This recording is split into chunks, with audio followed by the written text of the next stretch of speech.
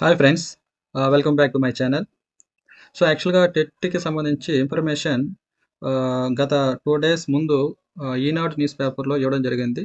Title చూడండి, TET నిర్వహించి mega డిఎస్సికి అవకాశం ఇవ్వాలి. యాక్చువల్గా అది ఇప్పుడు చాలా ట్రెండింగ్ ఉంది, ఎందుకంటే చాలామంది అభ్యర్థులు టెట్ కోసం ఎదురు చూస్తున్నారు. యాక్చువల్గా మనం గతంలో చూస్తే లాస్ట్ ఇయర్ 2024లో చూస్తే మనకి ఆగస్ట్ ఆ టైంలో నోటిఫికేషన్ ఇచ్చి అక్టోబర్లో ఎగ్జామ్ అనేది కండక్ట్ చేయడం జరిగింది.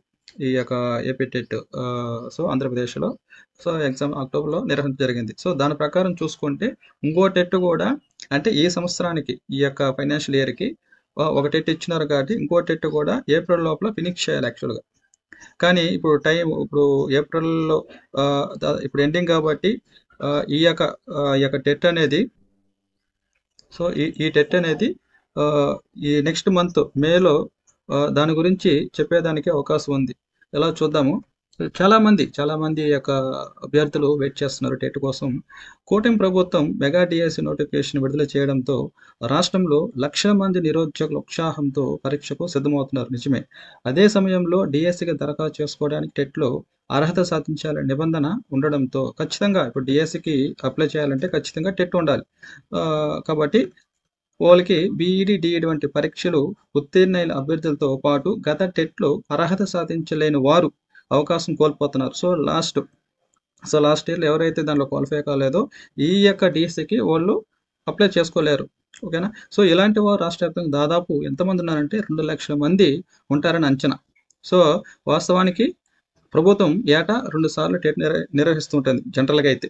సో మన ఏపీలో 2 times ఖచ్చితంగా టెట్ అనేది నిర్వహించాలి. ఇప్పుడు ఒక టెట్ అయినది ఇంకో టెట్ పెట్టాలి. సో ఈ క్రమంలోనే గత అక్టోబర్లో మొదటి విడత నిర్వహించింది.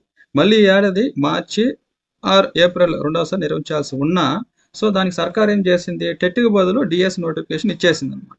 దాంతో కొంతమంది అభ్యర్థులు అవకాశం కోల్పోతున్నారు. ఎంతమంది కోల్పోతున్నారంటే దాదాపు 2 లక్షల మంది కోల్పోతున్నారు. సో నిజానికి ఒక అభ్యర్థి ఎన్నిసార్లు అయినా టెట్ రాసుకోవచ్చు, దాంట్లో ఎటువంటి కండిషన్ లేదు.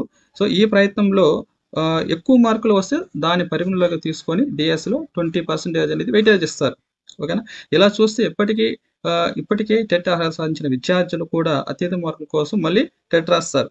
ఓకేనా. అంతే. ఇప్పుడు టెట్ ఇచ్చినా కూడా నష్టం లేదు, ఎందుకంటే స్కోర్ పెంచుకోవడానికి అట్లా రాయని వాళ్ళు, రాసేవాళ్ళు అంటే ఆల్రెడీ టెట్ రాసిన వాళ్ళు మళ్ళీ టెట్ ఇచ్చినట్లయితే మళ్ళీ దాని ఎగ్జామ్ రాసుకొని క్వాలిఫై అవుతారు. అట్ ద సేమ్ టైం ఎవరికైతే మార్కులు తక్కువ ఉంటుందో వాళ్ళు ఇంక్రీజ్ చేసుకుంటారు అనమాట. సో చూద్దాం. యాక్చువల్గా నెక్స్ట్ మంత్ మే 2వ వారంలో ప్రభుత్వం స్పందించడానికి ఎగ్జామ్ అవకాశం ఉంది. సో వెయిట్ అండ్ సీ ఏం చేస్తుంది చూద్దాము. సో చాలామంది దాదాపు 2 లక్షల మంది ఈ యొక్క టెట్ కోసం ఎదురు చూస్తున్నారు. సో ఈ వీడియో మీకు నచ్చినట్లయితే లైక్ అండ్ షేర్ చేసి సబ్స్క్రైబ్ చేయండి.